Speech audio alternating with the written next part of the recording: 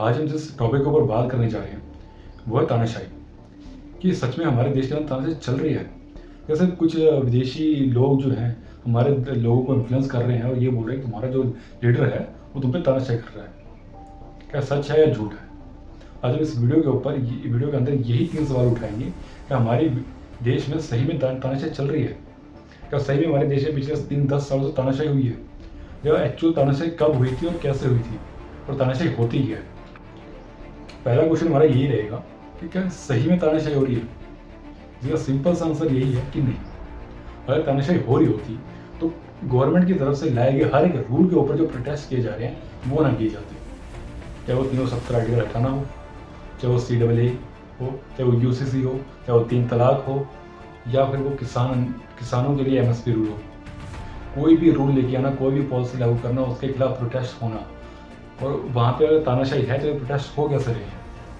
Protest के अंदर ये तक बोल देना कि नरेंद्र मोदी क्या चीज़ है, उनको मार डालो। अगर तानाशाही होती तो 550 साल का संघर्ष जो था राम मंदिर को बनवाने का, तो नरेंद्र मोदी सरकार वो पहले ही बना चुकी होती, उसके लिए उसको 10 साल नहीं लगते। अगर तानाशाही होती तो कोरोना काल के अंदर 80 करोड़ लोगों को मुफ्त में राशन नहीं दिया जाता, उनको मरने दिया जाता। जब नॉर्थ कोरिया के अंदर कोरोना का पहला पेशेंट आता तो वो गोली मार दी गई थी, तो इंडिया में ही ऐसा किया जाता है तानाशाही होती। तो ये एक तानाशाह के देश की बातें नहीं है, ये डेमोक्रेटिक कंट्री की बात है सब। और दूसरा सवाल ये उठता है कि जो पिछले 10 साल बीते हैं, क्या उनके अंदर बीजेपी ने या PM नरेंद्र मोदी जी ने तानाशाही की है? अगर वो 10 साल तानाशाही की होती तो आज के टाइम में इलेक्शन नहीं हो रहे होते। आज के टाइम में इलेक्शन हो रहे हैं, लोगों को राइट है वोट करने का और अपने नेता को चुनने का, तो मतलब डेमोक्रेसी है। प्रोटेस्ट करने का अगर उनके पास राइट है तो डेमोक्रेसी है। फ्रीडम टू स्पीच है तो डेमोक्रेसी है। यहाँ पे तानाशाही नहीं है।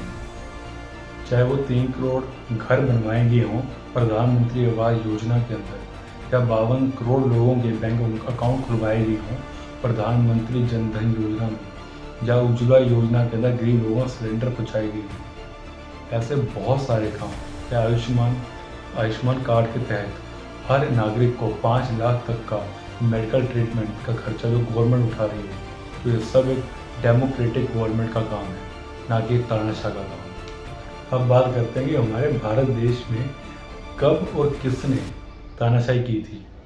तानाशाही हुई थी 1975 में, जब इंदिरा गांधी जी ने इमरजेंसी का ऐलान कर दिया था और हर एक ऑपोजिशन पार्टी के बड़े से बड़े और छोटे छोटे नेता को जेल में डाल दिया था। उनके खिलाफ बोलने वाले हर एक व्यक्ति को जेल में डाल दिया था। कानून सब अपने हाथ में ले लिया था, जो बोले वही होगा। ये होती है तानाशाही।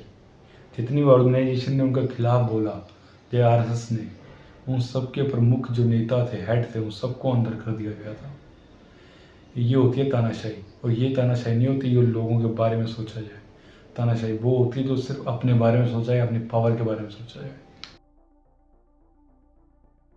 इंडियन हिस्ट्री के अंदर इतनी तेज़ी से अगर विकास हो रहा है वही तानाशाही के अंडर, तो हमें ऐसा तानाशाह चाहिए। अगर रोडवेज, रेलवेज, एयरपोर्ट्स सब इतनी तेज़ी से विकास कर रहे हैं वही तानाशाही के अंदर, तो हमें ऐसा तानाशाह चाहिए। अगर हर गरीब के घर में चूल्हा जल रहा है और उनके मनरेगा की जो पैसे हैं उनके सीधा बैंक अकाउंट के अंदर आ रहे हैं, तो जी हाँ, हमें चाहिए ऐसा तानाशाह। अगर मिशन मंगल या चंद्रयान जैसे बड़े बड़े मिशन के अंदर इंडिया सफल हो रहा है, तो हमें चाहिए ऐसा तानाशाह।